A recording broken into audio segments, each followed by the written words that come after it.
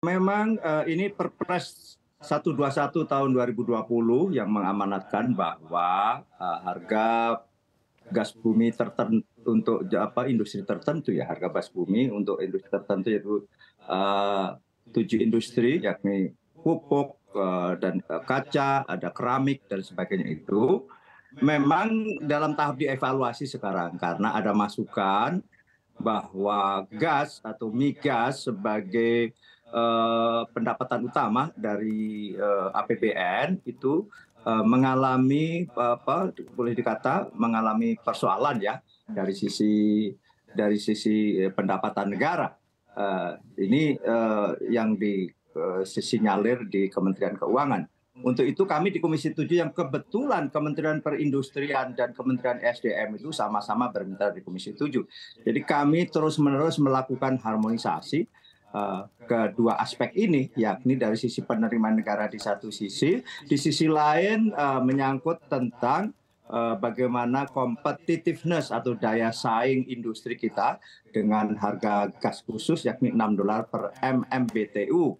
Nah ini memang terus-menerus kita kaji apakah dampaknya yang sebagaimana asbabul nuzul atau latar belakang adanya perpres tersebut, yakni untuk meningkatkan daya saing, yakni diantaranya adalah menyerap tenaga kerja yang lebih meningkat, pendapatan negara itu dari sisi pajak yang juga lebih meningkat. Ini terus-menerus kita sinkronkan sesuai dengan sinyalemen yang juga ada di Departemen Keuangan yang mensinyalir pendapatan negara memang menjadi berkurang kalau dengan harga khusus ini, dikarenakan harga gas sudah tentunya lebih tinggi daripada harga yang ini kan sebetulnya berbentuk subsidi di industri tertentu. Baik. Nah, memang menyangkut volumenya juga utamanya kami bahas di Komisi 7, yakni 30% dari produk gas nasional selama ini. Jadi kadang-kadang ini dirasa juga masih kurang dari sisi permintaan di industri. Oke, baik. Dari SKK Migas sendiri juga kemarin menyebutkan begitu bahwa nilai pendapatan negara yang hilang di sektor hulu ini hingga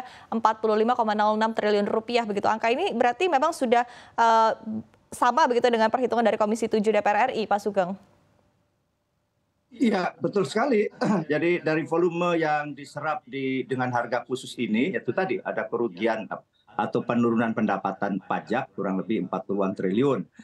Ini yang, tetapi di sisi lain kan dari kajian misalnya LPM UI bersama dengan perindustrian, jelas harga HGBT ini juga sangat besar sekali manfaatnya. Ya, betul. Hanya apakah secara katakanlah secara nilai apakah juga lantas menjadi sepadan antara yang dikeluarkan sebagai modal di industri dengan peningkatan kapasitas industri dan peningkatan pajak dan sebagainya. Tetapi memang terjadi peningkatan karena ini dikeluarkan kan di saat waktu itu pas COVID ya, tahun 2020, Perpres 121 tahun 2020.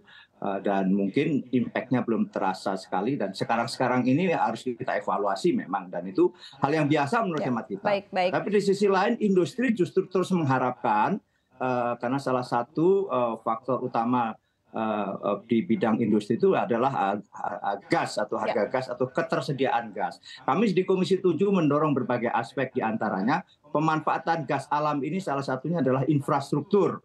Kan begitu. Sedangkan ini kan harga $6 per MMBTU itu di well plan atau di tingkat industri, artinya sudah ada biaya transportasi atau katakanlah biaya pipa dan sebagainya.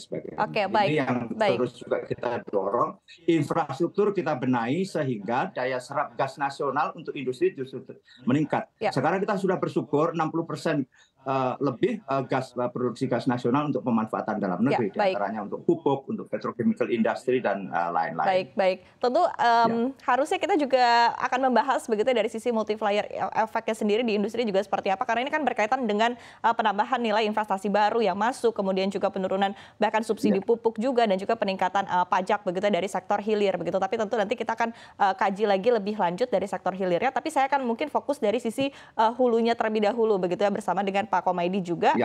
Kalau kita lihat kan memang ada yang menyebutkan begitu bahwa untuk jangka pendek sebetulnya kebijakan ini baik karena memang benefit untuk industrinya betul-betul sudah terasa begitu yang seperti disampaikan oleh Kementerian Perindustrian. Tapi di sisi lain untuk jangka panjang ini dikhawatirkan akan menjadi kerugian karena memang pembentukan harga gas ini tidak sesuai dengan mekanisme pasar begitu ya karena ditujukan untuk industri tertentu dan ini bersifat subsidi. Tanggapan dari Anda sendiri seperti apa Pak Komaydi berkaitan dengan kebijakan ini? Baik, Mbak Iva. Saya kira semangatnya sebetulnya seperti yang disampaikan Pak Sugeng ya di awal. Tujuannya baik untuk meningkatkan daya saing begitu ya. Memang ini diperlukan di era COVID pada saat itu, tetapi mungkin perlu hati-hati ya. Tujuannya tentu baik dan saat itu pemerintah menyampaikan bahwa penurunan PNBP dari gas nanti akan terkompensasi dari penerimaan pajak di industri penerima harga gas tertentu. Jadi kalau ada 7 industri tadi, itu katakanlah turunnya 10, itu diharapkan juga akan terkompensasi minimal 10 juga dari peningkatan pembayaran pajak dari industri penerima harga gas khusus. Tetapi di dalam implementasinya, seperti yang juga Pak Sugeng sampaikan, antara biaya dan manfaatnya, kalau dihitung, sejauh ini data menunjukkan bahwa potensi penerimaan negara dari rela mengorbankan PNBP gas untuk tidak dapat, begitu ya, dalam volume tertentu tentunya Mbak Iva ya, karena tidak semuanya begitu. Itu masih lebih besar dibandingkan dengan peningkatan pembayaran pajak dari industri penerima tadi begitu ya. Memang justifikasinya banyak ya Mbak Iva. Ini masih periode COVID yang kemudian mungkin evaluasinya tidak bisa katakanlah apple to apple begitu. Tetapi faktanya bahwa antara yang dikorbankan pemerintah dalam tanda petik ya, artinya potensi penerimaan gas berkurang dengan penambahan pembayaran pajak di sisi hilirnya atau si penerima harga gas khusus ini belum sepadan, artinya masih lebih besar dibandingkan yang dibayarkan pajaknya begitu. Satu sisi itu. Yang kedua, dari kajian yang kami lakukan di Reforminder Mbak Iva, ternyata yang cukup menarik daya saing industri di dalam negeri itu ada 15 faktor penentu ya. 10-nya dari dalam negeri, 15-nya dari eksternal. Kalau eksternal itu termasuk permintaan global begitu. Nah, ternyata harga gas ini hanya salah satu komponen ya. Artinya apakah memang pilihannya itu begitu. Karena kemudian tadi sudah cukup jelas cost-nya atau biayanya cukup besar. Karena kalau harga gasnya kemudian ditekan serendah mungkin, tetapi katakanlah 14 variabel yang lain tidak mendapat perhatian, jangan-jangan nanti daya saing yang kita tuju itu juga nggak tercapai begitu. Jadi pemerintah saya kira perlu mengkaji ulang, perlu melihat helikopter view-nya lebih tinggi lagi, karena gas ini di dalam masa transisi perannya sangat signifikan tadi. Ya, jadi betul. Pak Sugeng tadi menyampaikan dari aspek keuangan negara, tapi di dalam aspek transisi energi, ini sangat penting karena gas ini sebagai jembatan untuk menuju transisi energi. Karena gas ini di dalam kelompok fosil merupakan jenis energi yang paling bersih ya dibandingkan minyak dan batu bara. Artinya kalau kemudian industri gasnya tidak berkembang di dalam negeri karena policy-nya tidak sesuai, nanti ke depan yang dikorbankan banyak ya. Tidak hanya keuangan negara, tetapi juga ada aspek-aspek lain termasuk jalannya transisi energi, termasuk mencapai target net zero emisi di tahun 2060 juga bisa terganggu. Kira-kira itu Mbak.